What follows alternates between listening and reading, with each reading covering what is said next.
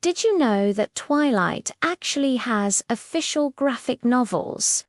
Most fans only know the movies and the original novels written by Stephenie Meyer, but hidden within the franchise is one of the most visually stunning and underrated adaptations, Twilight, the graphic novel, with haunting artwork and a tone much closer to gothic horror. These comics revealed an entirely different side of the saga. Before we dive in, make sure to subscribe to the More Vampires channel for more hidden vampire lore and supernatural mysteries. The story begins during the peak of Twilight mania in the late 2000s, when the books were a worldwide phenomenon. Instead of a standard adaptation, Stephenie Meyer wanted something more atmospheric and visually faithful to the original novels. The graphic novels were illustrated by Korean artist Young Kim. The artwork combined manga, manhwa, and Western Gothic fantasy. Unlike the films, the graphic novels embraced the unsettling supernatural atmosphere. Edward Cullen looked more inhuman and predatory. The forests of Forks felt darker and colder.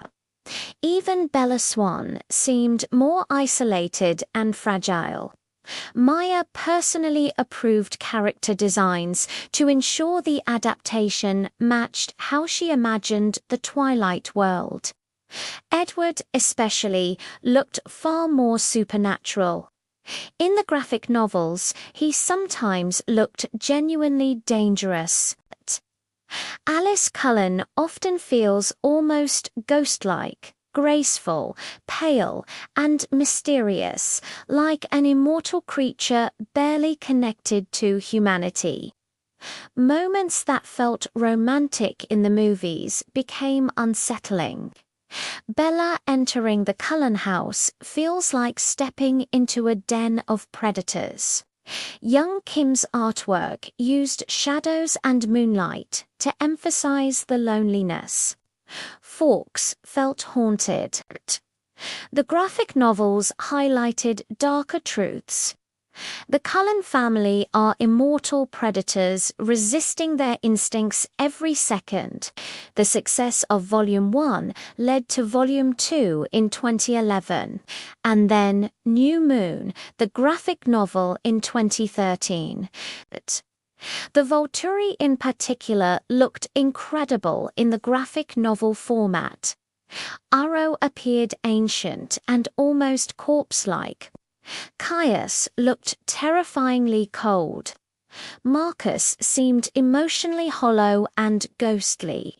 Volterra itself felt less like a tourist city and more like the center of a hidden vampire empire. Many readers believed the graphic novels were finally leaning fully into Twilight's gothic potential. But then something unexpected happened. The adaptation stopped. New Moon Volume 2 was never released. Neither Eclipse nor Breaking Dawn ever received official graphic novel adaptations. And to this day, the project remains unfinished. Imagine how the graphic novels could have portrayed the newborn vampire wars from Jasper's past, the terrifying beauty of the Volturi Guard, the children of the moon werewolves, the confrontation in Breaking Dawn, Renesmee's hybrid powers, the Amazon Coven and their supernatural abilities. The comic format would have allowed Twilight to embrace much darker fantasy and horror storytelling. That is one reason the graphic novels developed such a passionate cult following. For some, they represent the hidden version of Twilight, where the supernatural elements feel ancient and eerie. The graphic novels captured the atmosphere of ancient predators hiding behind beautiful faces better than any other adaptation. If you enjoyed this deep dive into Twilight, the graphic novel, subscribe to more vampires for more hidden lore, vampire mysteries, supernatural history, and dark fantasy content from Twilight, Underworld, Castlevania, The Vampire Diaries, Vampire Hunter D, and more.